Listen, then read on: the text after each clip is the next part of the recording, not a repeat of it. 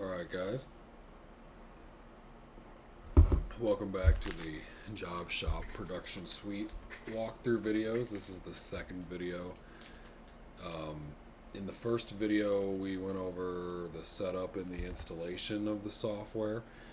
In this video, we are going to go over how to use the software. Probably the most important part of the software is creating sales orders, work orders,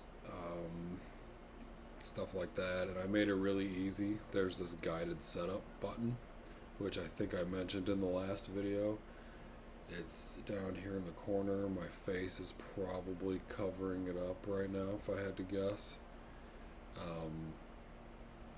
But it's down here on the left hand side. You'll see it below the new work order button. The guided setup is meant for the first time you make something, or if you just want to walk through a how-to every single time you want to make a work order, you can totally do that. I recommend just doing the guided setup every time you make a work order because it walks you through everything and you don't forget anything. So let's just do that now. I've got one here on our dashboard. You can expand it and see a whole bunch of stuff for setup and planning, viewing different things, viewing files, shipping documents, quality, administration, and the danger zone. We will go over that later. We want to avoid the danger zone if we can. So, close that for now. Let's do the guided setup. Welcome to the guided setup. This will walk you through everything you need to get your first job running, from customers to parts to work orders and production logging. That's like clocking into a job or logging setup time on a job. This will show you how to do all that. Sounds like a lot. It's not, I promise. So we'll click next. Select or create a customer. You can create a customer if you want right here. You can click this and it'll fill out some, or it'll give you some basic boxes for you to fill out for customer information. I'm going to use an existing customer, which is Test Manufacturing Company. And there's our live preview of our customer. This is just a fake email that I have on here and my name. But you want to put your customer information here when you create a new customer. Then I'm going to click next. So now we're on part 3. First part was the intro. Second part was the customer. Part 3 is the part details of our work order that we're going to make. You want to put a part number in here. This is a unique identifier for this part. Some examples are right here of what you would maybe want to name your part. I'm going to name this Acme bracket number 1. You can name yours whatever you want. Or number your part whatever you want, and this will make sense later, and you can follow this live preview down here of what we're actually making at the bottom. So part name, everybody has names for their parts. If you've worked in a machine shop long enough, somebody tells you we're gonna go run the shoe horns or the cowboy feet boots, or whatever you guys call your parts. Everybody's got a nickname for parts. You can name that here if you want. I'm just gonna name this this sounds good. Let's name it this, the port adapter. And our material, now you should have already made your material if you went through the tutorial. So you can either enter a material manually. I recommend making it ahead of time and picking it from the inventory. So we're going to click from inventory, and this was our material that we made. in our setup. Looks like I spelled casting wrong, but I'm going to pick that material in our process type. So what are we going to do to this part? Probably. This work order is going to be a mill job. Even if it's not all milling, I would just select your initial process that you're going to do to this part. Now we're going to mill this part, so I'm going to pick milling. For our description, this is just going to be port adapter description. You put whatever you want here as long as it describes your part the way that you want people to know it to be described as. Assuming you've already made a program for it, you probably know how long it's going to take to machine it. I'm going to say we're going to take 0.25 hours to machine it. Let's just say we're going to take 0.1 hours to machine it. It's going to be an easy part. Setup time is 1 hour. What category is it? It's a port adapter, so I'm going to call it adapter. This is just for your own organization. You can categorize whatever you want, however you want. And now down here it says your part will be created as Acme bracket 001-320A321 port adapter 6061 T6. That has all the unique identifiers that we just filled out as our part name right here at the bottom. And then we're going to click next.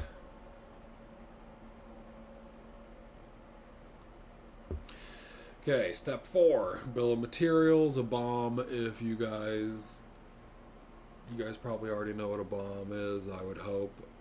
But if you don't, what is a BOM? A bill of materials lists everything needed to manufacture this part. The raw material, the fasteners, the components, and this enables automatic cost calculation and inventory tracking. This is very important that you fill this out correctly if you want any of that stuff to work like it's supposed to. Whenever you consume a material, if you want it to, it will automatically subtract that material from your inventory.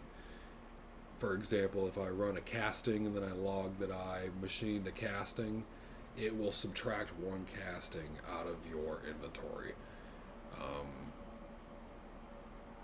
If you scrap a casting, it'll subtract a casting. If you don't want it to do that, you don't have to have it do that. By default, it is set up to do that, just to make things easy. So we've got our primary material for our casting right here. It's 6061 T6 casting.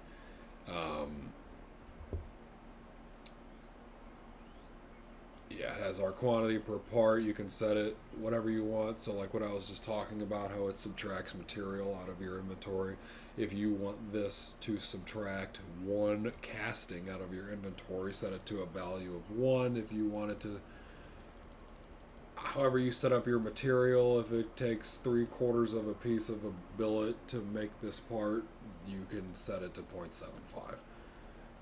This is kind of up to you to set this up. I would suggest just getting your material prepped ahead of time and doing a 101. It just makes things easy. Hardware and fasteners. This is for stuff like screws, dowel pins, O-rings, inserts, or purchased items that go into an assembly. You can skip this if it is a single piece part. For now, we're going to skip it, but if we did want to add it, we would add hardware, and then you can select a whole different bunch of kinds of hardware by default, and then you can specify exactly what that hardware is here. Like if it was a set screw, you could do a 1032 set screw. We're not going to add anything for now, but you could do 1 1032 set screw and it cost us this much, and it will put that on the BOM, and every time it gets consumed, whenever you log a part, it will subtract that part from your material inventory and the cost. It'll track the cost for your job. We're just going to get rid of that for now. We're going to keep this easy. Additional components is sub-assemblies or any other purchased parts or just whatever other items you may consume whenever you make one of these parts. If you use an entire deburr disc deburring this part, you could probably put this here, or maybe that'd go better under hardware. Put it wherever you want, as long as you know how to consume it. It'll have a cost and a quantity, just like the previous section. So for now, this is our default material that we have in here. I don't have a cost on it, so it says this material costs $0. That's fine just for this walkthrough. And then we're going to click next. We're on to step 5, upload part drawing. Why do you want to upload a drawing? Maybe you are a shop that still has paper everything. I mean, I know when I first started machining, I was getting paper hand-drawn drawings in the tool room to make fixtures on a Bridgeport and a lathe, and that's all well and fine if you want to do things that way, but I would recommend doing it digitally. It is 2026 and we can do things digitally now. So we're going to upload a drawing. We're just going to pick a picture. I'm just going to pick this really bad pixelated JobShop icon that I made a long time ago.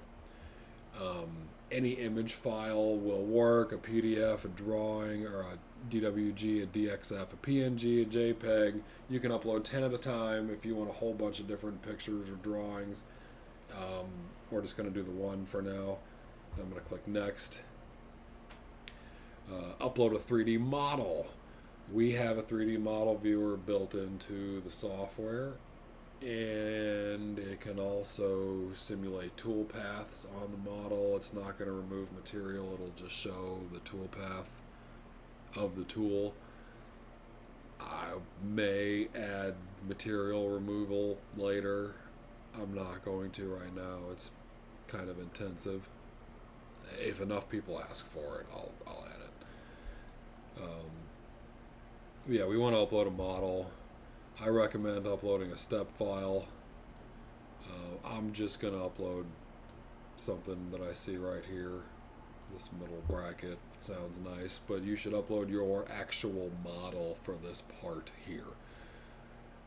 Just as an example, I'm just going to pick this bracket file and then click next. That uploads to wherever you set your file locations in the first step of the initial setup when you installed the software, when you picked local or your NAS. I went over that in the beginning of the last video. This is where all this is going to get uploaded. It's going to have its own unique folder structure. It's going to be nice and pretty and organized, and you don't have to move things around on your own. It's going to do it for you. Same thing with your CNC program. Just going to upload a text file as an example. It'll take .nc, CNC, G-code, text, TAP, whatever files you want to upload that's like a text file, it will upload that here. I recommend uploading your actual program file right here. Now that's updated and uploaded. Step 8 is the fixture setup. How will this part be held when we machine this? Probably one of the most important parts of machining is your fixturing. So what is a fixture? Fixtures are work holding devices that secure the part during machining. A standard vise works for many jobs, but custom fixtures improve repeatability or on complex or repeat parts. You can pick any one of these 3 choices. Standard vise, chuck, you don't need anything special, just pick this. You can pick a fixture out of your library and it will go here. Or you can create a brand new fixture. So you can pick custom fixture, you can pick soft jaws or fixture plate or some purpose built work holding. If you're welding something, that you might pick that. A chuck or a collet, a vacuum table, or just other. I'm just gonna pick soft jaws for this part. Then you get some details with a live preview of what you're creating down here at the bottom. This is going to be fixture number 00. Let's just call it. Oh yeah, fixture number 001. That's auto-generated. When you create a fixture yourself, you can name it whatever you want. If you already have fixture 001, this will auto-generate to fixture 002. I'm just going to call this adapter soft jaws. And this is located on the fixture shelf. This is why we made a storage location in the first video, so that we know where all these things are going to be digitally located in the system. These are just going to be aluminum soft jaws for a 6-inch vise. That sounds good. And they're going to be profile jaws. Pick whatever you want out of this jaw style. I might add more in the future. This is what we have for now.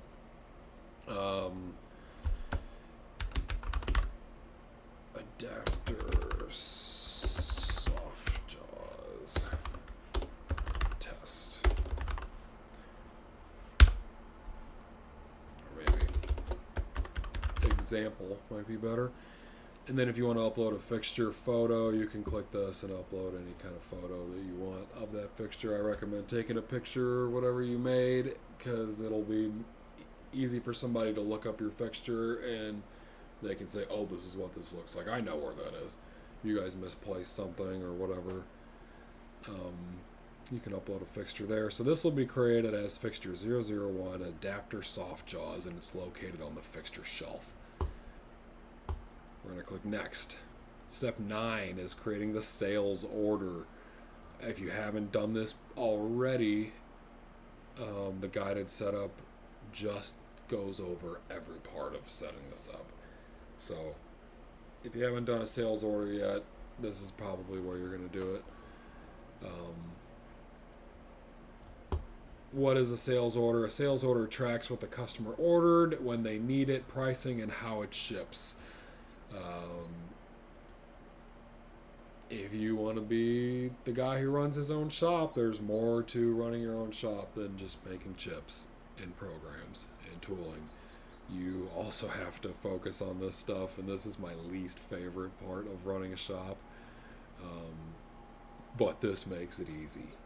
Hopefully you think it makes it easy for you too. And if you've dealt with sales orders before in other ERP systems, I think you're going to like this one. So you work in a job, or you work in a shop, and you get a job, and sometimes they're just a regular job, and sometimes something needs to move a little quicker, and sometimes it's hot. Most of the time everything is hot for some reason. We're just going to make this one hot. And quantity, they are going to order 50 of these adapters. You should already have this information ahead of time whenever you fill this out. Don't wing it. We're going to charge $30 a piece. This is a $1,500 job. When does the customer want it? You can pick a date. You can pick a year, however far out they want this done by. I'm just going to pick the 30th of this month, which is 18 days from today. So we have 18 days to make 50 of these parts for $1,500. You should already have a PO number if the customer is purchasing this from you. There's an example number you can put in here. I'm just going to do PO-2026-1. So now it's from this year. It's the first PO number for this year. Shipping method, you can pick any of these methods. If you don't know how you're gonna ship this, I also have a shipping section in the app, this logistics tab. You can drop this down and you can actually get API keys from USPS and FedEx and UPS. And if you put your API credentials that you make on their website into this app, you can actually get shipping quotes in the app from all three companies at the exact same time with a click of a button. As long as you fill out your weight of your package and the size of your package, and I'll go over that in a later video, you can actually quote shipping from them all at the same time. Just pick the cheapest one that you want, and you can get the shipping label and print it off right then and there if you want to. Or you can wait till the job is over. Whenever you close out a job, there's a whole closeout sequence that you go through where you can get your shipping labels and bill of ladings and all that fun stuff, packing slips. I'm just going to pick UPS Ground for an example. Payment terms, you should know when the people are going to pay you. I'm just going to pick net 30 as an example. Packing instructions, use lots of packing foam and corner supports.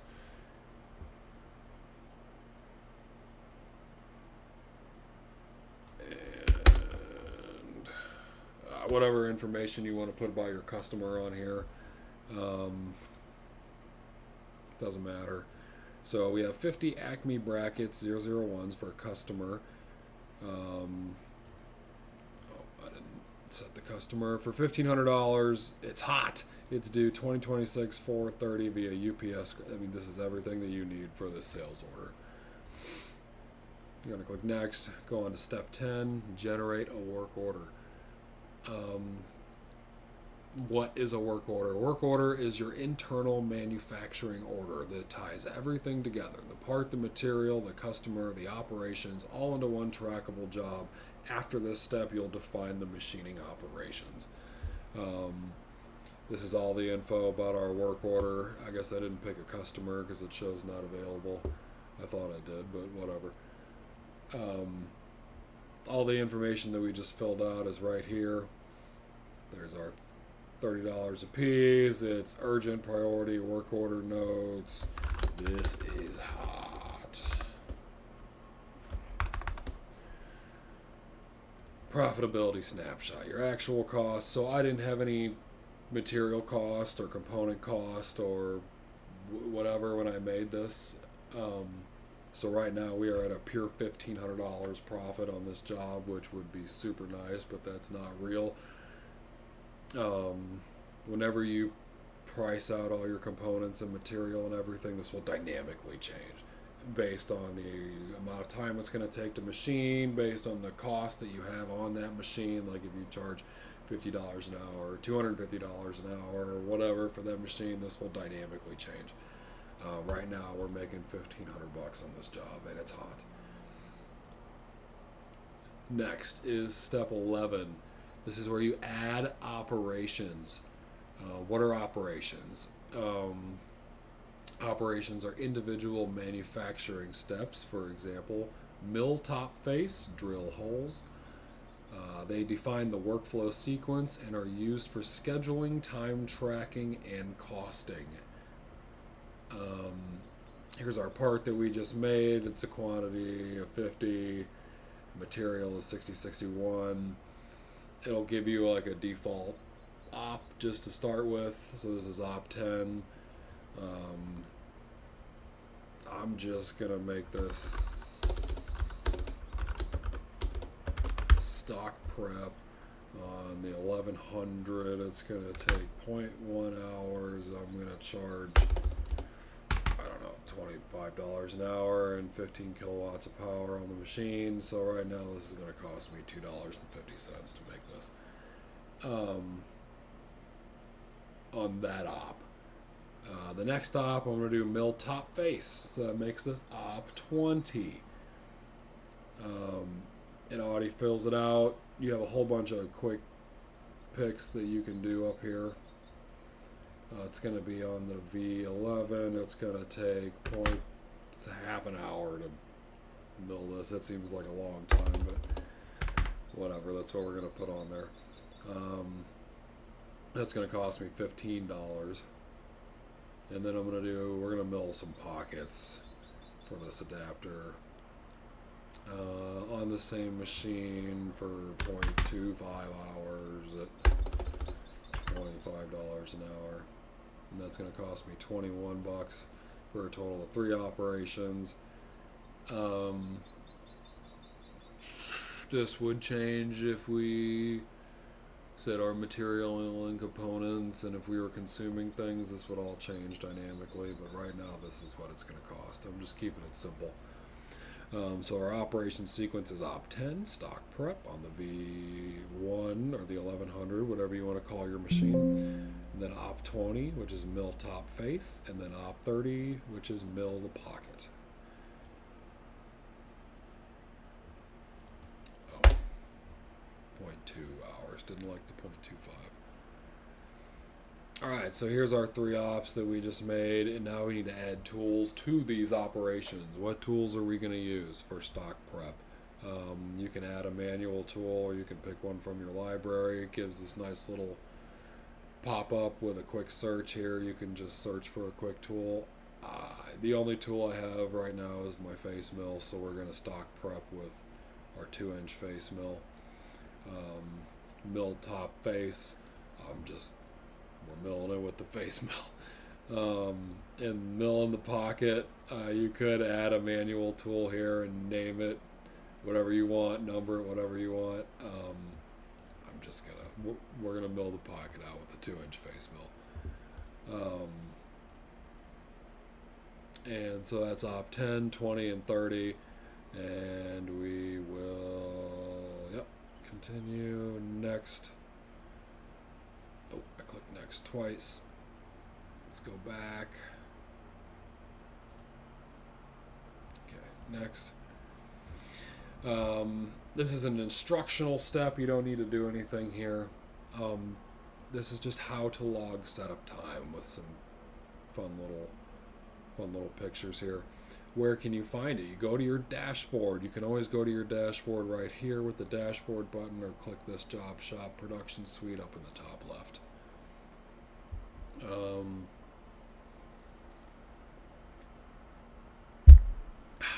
Next, you're going to click log setup time on the dashboard. There's going to be a section on the left hand side over here, and there's going to be another section at the top right over here for setup time. The left is production, the right is setup time. You can enter the exact time and some notes if something went wrong, or why it took a long time, or why you blew through it in no time at all. Maybe we need to change times in the future for setup. It doesn't take as long as it used to. And then click submit. You'll see all this. It's at the top when you go to the dashboard. It's really easy. Here's an example of what it'll look like. So John, operator, took 45 minutes to set up, and his notes were installed bracket fixture, loaded this program, set tools in the ATC. There's some tips down there you can read. So we're going to click next. Another instructional step. Step 14 of 15. We are almost done. How to log production parts, and you can blow through these 2 steps after you do your guided setup once or twice. You're not going to need to read any of this. It's just there for your first time as a guide. On the left hand side of the screen on the dashboard, you find your work order. There's a little drop down menu with all of your work orders. You select your work order, you type in how many parts that you did, you log your parts, any details, and then click submit. So it'll be like John, operator, selected op 10, and he milled the top face on 25 parts. Took him 3 hours to do it. Ran smoothly, no issues.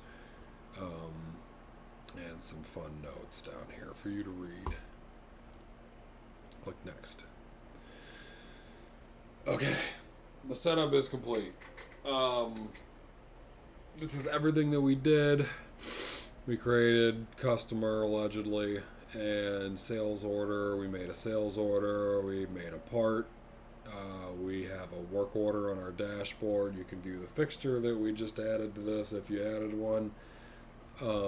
In the next steps, what are we going to do? We're going to view our work order on the dashboard. Log setup time, log production, track progress in real time, mark complete when all the jobs are done or all the parts are done. close out the job. Whenever your job is finished, it should automatically close or move to a closing status for the job, and it'll walk you through how to close it.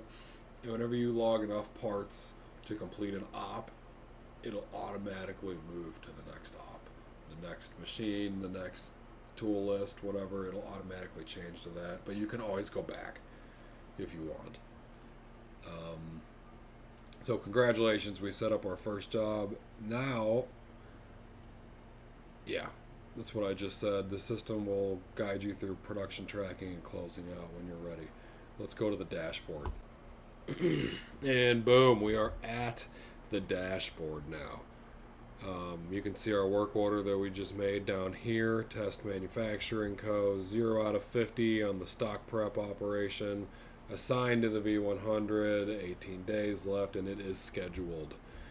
If you open this up, you can click this operation right here in this expanded menu, and you can select your operations, and it will go change your progress bar and the current operation on the main line right here in real time. And you can see how many ops or parts are done per op, like if you do ops out of order for some reason. You can check that like that. Let's close that, and we're going to power through the rest of this. So let's log some setup time on this operation, or on this work order.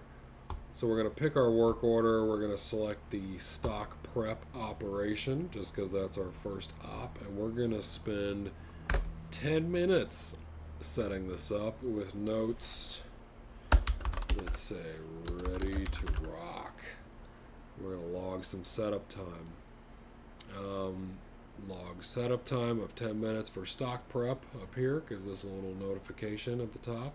And if we go to logs at the bottom, here we go. Here's our work order, stock prep, 10 minutes, ready to rock, logged by admin on setup on this time and date. You can track when everybody does everything with this.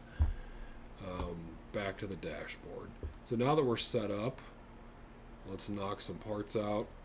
We're going to go back to that work order. We're going to select our stock prep op, and we're going to finish 30 parts. We're going to spend 25 minutes doing it. No issues in the notes. Let's log completion. Logged 30 parts. Material warning, insufficient stock. This is where the inventory management comes into play. So when we created this job, we made a part and we only had one of that part. So since we had 30, or since we logged 30 and we only had one, it throws an error because it could not subtract that material from our inventory. So this will help you keep track of all of that. If we had the appropriate amount of inventory, it would subtract that material from the inventory. So if you see this warning, you're going to need to fix your inventory manually by going to inventory and then materials right here. It's really easy. I'll go over that in another video. But that was just a demonstration of the automatic inventory handling. So we did 30 out of 50 parts right here on our progress.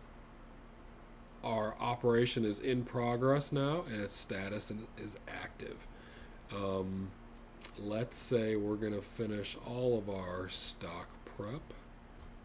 20 time spent, 15 minutes. Notes completed. Stock prep. I don't care if there's a typo, but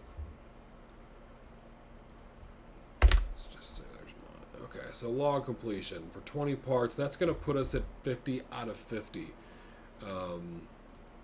What happens when we do that? It automatically moves to the next op because it says we completed that previous operation. So now we're on the second op, which was mill top face. This machine, it's active, and you can click this. And if you want to check your stock prep, mill top face, mill pocket, it'll show you all that right there. So we're on mill top face, it's in progress. Now you can log your setup time to this. Mill top face, spend 10 minutes setting it up. Job is set up.